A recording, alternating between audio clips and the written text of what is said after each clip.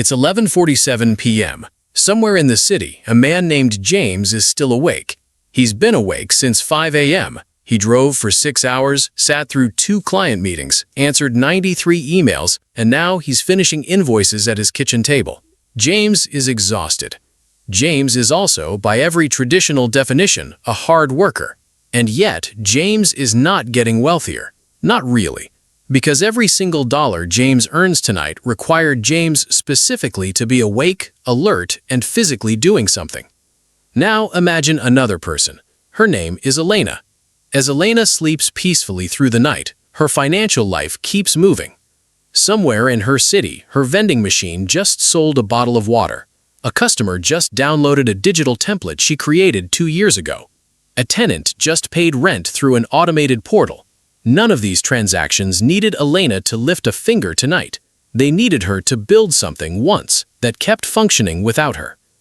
Here's the uncomfortable question this raises. Who is actually becoming wealthier? Is it the person working the most hours, or the person who built the most systems? And here's an even harder question. If your income only exists while you're awake, who is really in control of your financial future? Your boss? Your clients? Your own exhaustion? This is not a video about working less. Nobody here is promising you a life of hammocks and passive checks with zero effort. That kind of thinking is exactly what keeps people financially stuck. This is a video about something far more powerful. Understanding the difference between training hours for dollars and building assets that continue producing value long after you've clocked out. Today, we're breaking down 11 real, legitimate businesses that generate income through automation, recurring customers, or delegated systems. Every single one requires upfront work, capital, or ongoing management. None of them are magic, but all of them share one trait. They can keep earning while you sleep. Before we get into the list, let's quickly separate 4 types of income, because this distinction changes everything about how you build wealth. Active income is what most people know. You work an hour, you get paid for that hour. Stop working, income stops. It's simple, it's honest, and it has a hard ceiling. Leveraged income happens when you use other people's time, money, or skills to multiply your output. A business owner who hires employees is using leverage. Their income is no longer capped by their own personal hours. Systems-based income comes from processes that run with minimal daily involvement. A well-managed rental property, a franchise with trained staff, a subscription service with automated billing. Automated income is the most detached from your direct time. Software, digital products, and machines that handle transactions without a human present.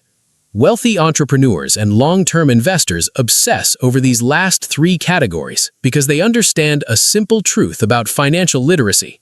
Your income should not be entirely dependent on your continued physical presence. That's the foundation of true financial freedom. Now let's look at 11 real paths toward building that kind of asset ownership. Remember this idea throughout the video. The business model may change, but the principle never does. Build the asset once, then let systems do more of the work. Business number 1 is unattended retail kiosk, also known as vending machine route. Vending machines are one of the oldest forms of automated retail, and they still work because human behavior hasn't changed. People get thirsty. People get hungry. People want something quick. The model is straightforward. You place machines in high-traffic locations, offices, gyms, apartment complexes, laundromats, through partnerships with property owners, often offering them a small commission per machine.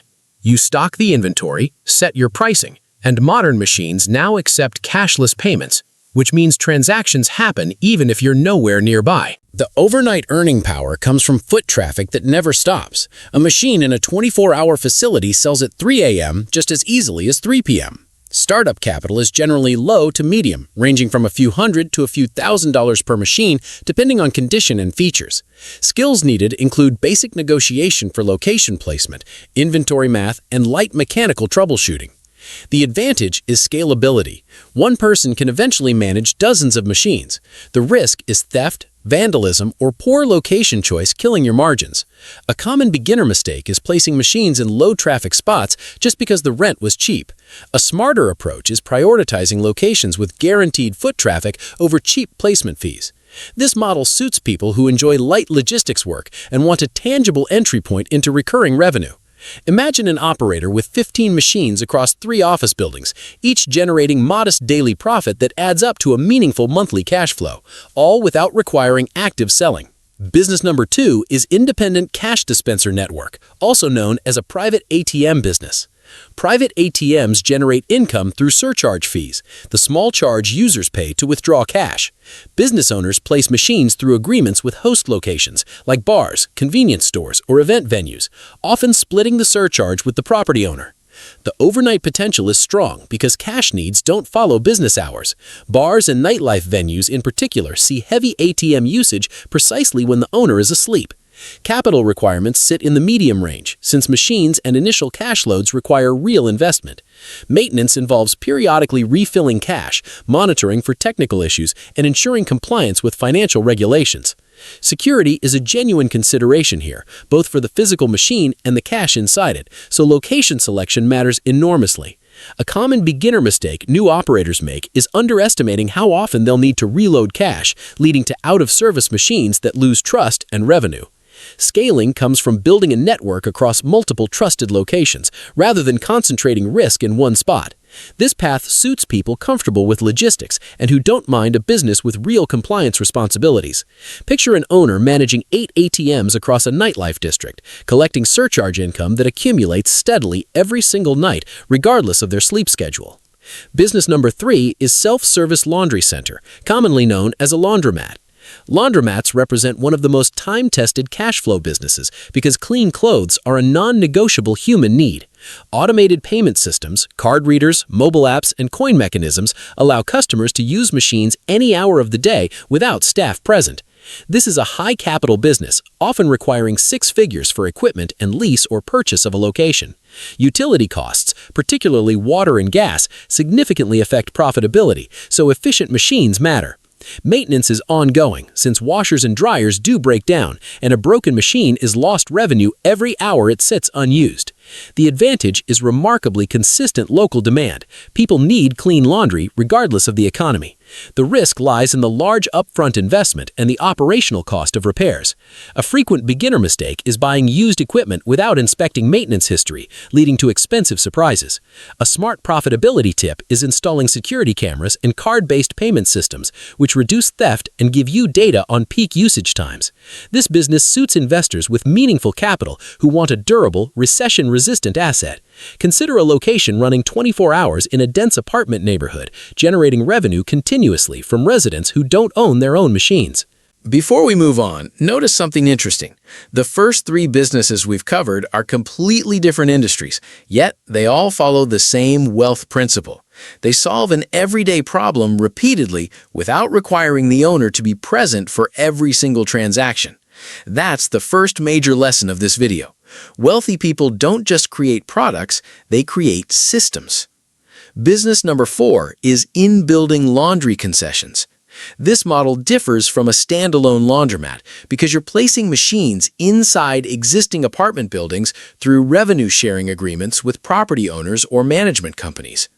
Contracts typically specify a percentage split, sometimes 50-50, between the machine operator and the building owner. Tenants get convenience without leaving their building, and usage tends to be extremely recurring since laundry never stops being necessary. Startup capital is lower than a full laundromat since you're not renting or buying real estate, you're simply supplying machines. The advantage is a captive audience with minimal competition since tenants rarely leave the building just to do laundry elsewhere. The risk involves contract disputes or losing the placement if the building changes management. A common mistake is signing agreements without clear terms on machine replacement responsibility. This model fits people who prefer relationship-based business development over hands-on retail management. Picture a 200-unit apartment complex where machines run constantly throughout the week, producing quiet, dependable income deposited each month automatically. Business number 5 is Create Once Digital Asset Store. Online courses, templates, planners, and spreadsheets represent one of the purest forms of automated income because the product is created once and can be sold indefinitely. The creation process demands genuine upfront effort, researching, designing, and refining the digital asset until it delivers real value. Once built, marketplaces and personal websites handle automated delivery, meaning a customer in another country can purchase and download your product at 4 a.m. without you doing anything. One reason digital products are so attractive is that once they're created, the cost of delivering an extra copy to another customer is often extremely small. That makes them one of the most scalable business models available. Capital requirements are low, but time investment is substantial. Pricing strategy matters enormously. Underpricing devalues your expertise, while smart tiered pricing captures different customer budgets. Scaling internationally costs nothing extra since digital delivery has no shipping constraints. Advantages include extremely high profit margins and unlimited scalability. Risks include market saturation and the need for ongoing marketing to maintain visibility. A common mistake is creating a product nobody asked for, rather than researching real audience needs first. This model suits people with specific expertise willing to package that knowledge into a repeatable asset. Imagine a spreadsheet template selling steadily across dozens of countries, generating recurring revenue from a single afternoon spent originally building it. Business number 6 is on-demand custom merchandise. Different business, same principle. Build the asset once, then let systems do more of the work. Print on demand allows entrepreneurs to design products, shirts, mugs, phone cases, without holding inventory. A supplier manufactures and ships each item only after a customer orders it. Income comes from the margin between your listed price and the supplier's production cost, plus any royalty structures on certain platforms. Branding and niche selection are critical here. Broad, generic designs rarely outperform products built for a specific, passionate audience. Capital needs are low since there's no inventory investment, but design skill or hired design talent matters. The advantage is minimal financial risk since you never pay for unsold stock. The disadvantage is thinner margins compared to owning inventory outright. A frequent beginner mistake is targeting overly broad markets instead of a focused niche with genuine buying intent. This model works well for creative people or marketers who enjoy brand building without operational complexity. Picture a niche hiking-themed apparel store processing orders automatically overnight while the owner sleeps, fulfillment and shipping handled entirely by the supplier. At this point, you may have noticed a shift. We started with physical machines. Now we're talking about digital assets and online businesses. Different industries, same principle. Whether it's a vending machine or a digital template, the real asset isn't the product. It's a system that keeps serving customers without depending on your constant attention. Business number 7 is search-driven content site. Content websites built around search engine optimization can generate income for years after the initial writing is done. The key concept is evergreen content, articles answering questions people will keep asking regardless of the date. Revenue comes through affiliate marketing commissions and display advertising, both of which continue generating income as long as the content ranks and receives traffic. Evergreen articles can continue attracting readers for years, which means one well-written piece of content may generate traffic and revenue long after it was originally published. Niche selection determines long-term success. Specific, underserved topics often outperform broad, oversaturated ones. This is a low-capital, high-time investment business. Building genuine authority and search rankings typically takes months or years, not days. The advantage is long-term compounding traffic that requires little maintenance once established. The risk is dependency on search engine algorithm changes. A common mistake is quitting after a few months without seeing results, when search-based growth is inherently slow and cumulative. Consistent, valuable content published over time tends to outperform sporadic bursts of effort. This path suits patient, research-oriented individuals comfortable with delayed gratification. Imagine an article written 2 years ago, still attracting thousands of monthly readers, quietly generating advertising and affiliate income every single day. Business number 8 is automated personal storage facility, also known as a self-storage business. Self-storage facilities generate recurring monthly rent from customers storing belongings, vehicles, or business inventory. Modern facilities use automated gate systems and online reservation platforms, meaning customers can rent units and gain access without ever speaking to staff. This is a medium to high capital business, particularly if purchasing land and constructing units, although smaller operators sometimes start by leasing existing facilities. Occupancy rates directly determine profitability, so location and marketing matter significantly. Self-storage has historically been considered a resilient business because people continue needing storage space during moves, downsizing, business expansion, and many other life transitions. The advantage is remarkably stable demand, since people consistently need extra space during moves, downsizing, or business growth. Expansion strategies often involve adding additional units to existing land or acquiring underperforming facilities in growing areas. A common beginner mistake is underestimating security and insurance costs. This model suits investors seeking a physical asset business with lower ongoing labor requirements than most real estate ventures. Consider a facility with automated entry codes that processes new rentals and payments entirely online, generating monthly cash flow that arrives whether the owner checks in or not. Business number 9 is subscription vehicle cleaning system, also known as an automated car wash business. Again, the business changes, but the principle doesn't. Build the asset once, then let systems do more of the work. Automated car washes combine physical equipment with a subscription-based revenue model, allowing customers to pay a flat monthly fee for unlimited washes. This membership approach creates highly predictable recurring revenue. The machinery itself performs washes without requiring an employee for every transaction, and many locations operate with minimal staffing, sometimes none at all during certain hours. Customer retention becomes the central profitability driver. Once someone subscribes, they tend to continue paying monthly regardless of how often they actually use the service. Subscription-based businesses are highly valued because recurring monthly revenue is generally more predictable than relying entirely on one-time purchases. Capital requirements are high due to equipment and real estate costs. Ongoing equipment maintenance is essential since malfunctioning machinery damages customer trust quickly. The advantage is a steady, predictable income stream similar to other subscription businesses. The risk includes significant equipment repair costs and location-dependent demand. A common mistake is underpricing memberships to win customers, which hurts long-term margins. Business number 10 is managed residential income property.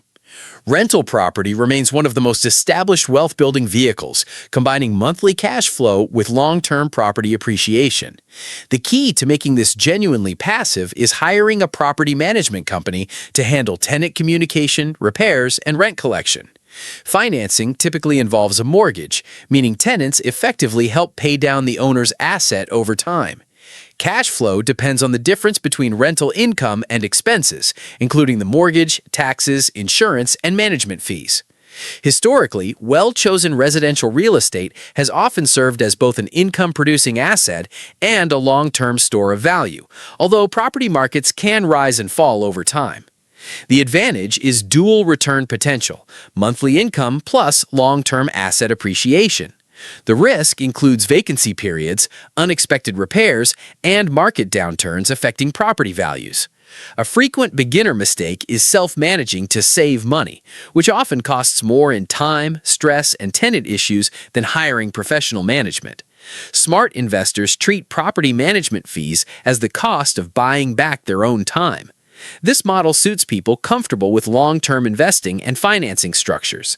Imagine an owner with 3 rental units, each managed entirely by a property manager, generating monthly income deposits without a single late-night maintenance call reaching the owner directly. Business number 11 is automated vehicle storage asset, such as a parking lot or parking garage business. Parking facilities generate revenue through simple, unavoidable urban demand. People need somewhere to leave their vehicles. Modern lots use payment kiosks and license plate recognition technology, allowing transactions to happen entirely without staff present. Urban locations near offices, event venues, or airports tend to produce the most consistent demand. Revenue is highly recurring, especially with monthly parking passes from commuters. Capital requirements are typically high due to real estate costs, though leasing existing lots can lower the entry barrier. The advantage is minimal ongoing labor once automation is installed. The risk includes fluctuating demand tied to local economic activity or remote work trends. A common mistake is choosing a location based on land price alone, rather than actual traffic and demand patterns. This model suits investors interested in real estate-adjacent assets with lower tenant management complexity than residential property. Picture an automated lot near a downtown office district collecting steady payments from commuters and late-night event attendees, all processed without a single employee on site. Different industries, different startup costs, but every one of them follows the same formula. Build a valuable system, automate where possible, and create recurring cash flow instead of relying solely on active income. Now, every business we just covered shares a psychological trait that separates people who build wealth from people who stay financially stuck: the willingness to delay gratification. Building any system-based income requires spending time, effort, or capital now in exchange for a return that may not fully materialize for months or years. This is where financial psychology becomes just as important as financial literacy. Long-term thinking means evaluating decisions not by how they feel this week, but where they lead in 5 or 10 years. Asset ownership becomes the central goal, because assets, not hours worked, are what generate recurring cash flow independent of your daily presence. Compounding plays a massive role here too. A digital product sold consistently, a rental property appreciating over a decade, a content site slowly climbing search rankings.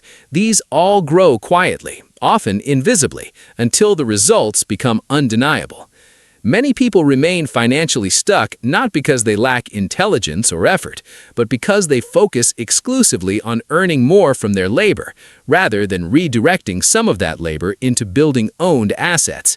Financial resilience comes from having multiple income sources that don't all depend on your personal energy on any given day. Here's a challenge for you. If you stopped working for the next 30 days, which of your income sources would continue generating money? Be completely honest with yourself.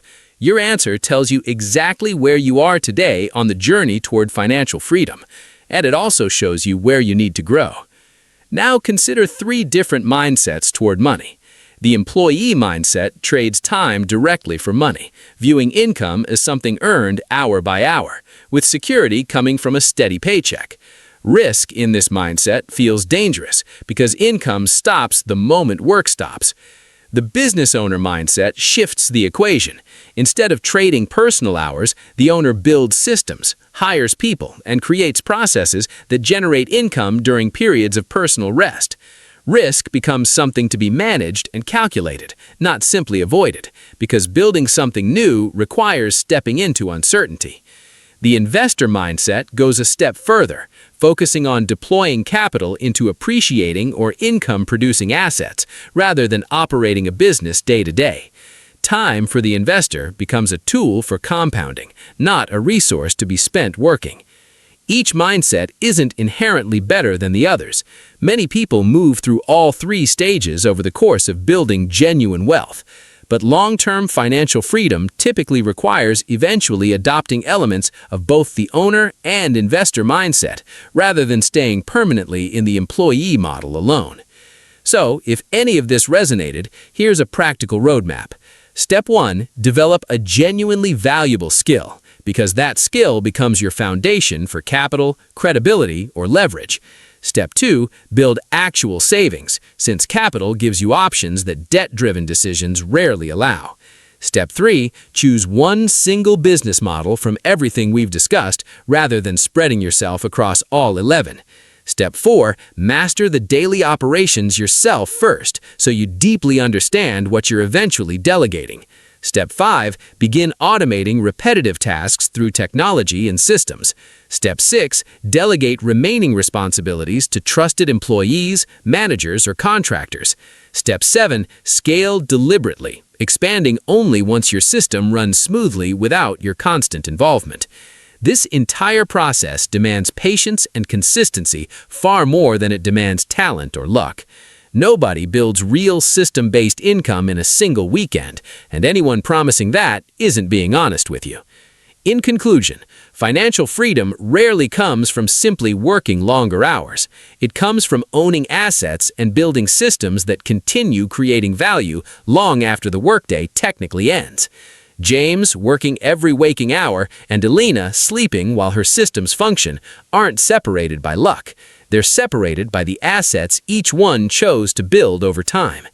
No matter which business appealed to you today, they all shared the same foundation. Build the asset once, then let systems do more of the work. The wealthiest people understand something that most people never fully appreciate. Time is limited, but well-built assets can continue creating value long after today's work is finished. Whether you choose vending machines, digital products, rental properties, or another system entirely, the real goal is the same. Create something that serves people consistently while reducing your dependence on trading hours for income. Years from now, you'll either still be exchanging your time for every dollar you earn, or you'll be benefiting from systems you started building today. That future isn't decided when you become wealthy. It's decided by the choices you begin making after this video ends. Now I'd love to hear from you. Which of these 11 businesses surprised you the most? Which one would you seriously consider building? And if you had the capital today, which business would you invest in first? Share your answer in the comments because your experience might inspire someone else in this community. If you found this video valuable, don't forget to like, share it with someone who wants to build long-term wealth, and subscribe or follow this channel for more powerful finance, investing, business, and financial psychology content. Every week, we break down practical wealth-building strategies designed to help you think smarter about money. Thank you so much for watching. I truly appreciate your time, and I'll see you in the next video.